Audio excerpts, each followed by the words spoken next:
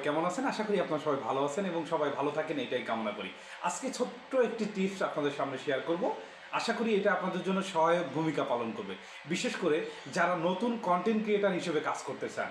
আপনার YouTube channel আছে কিন্তু আপনি জানেন না কিভাবে ভিডিও এডিটিং করতে হয়।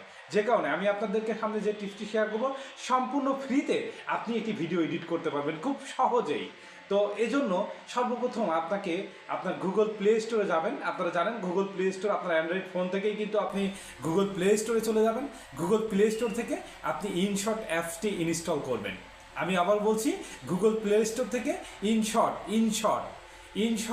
অ্যাপসটি ইনস্টল করবেন।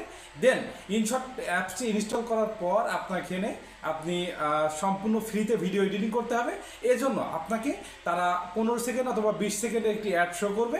অ্যাড শো করার পরে আপনি সম্পূর্ণ ফ্রিতে ভিডিও এডিটিং করতে পারবেন, প্লাস মিউজিক অ্যাড করতে পারবেন আপনার ইচ্ছা মতো।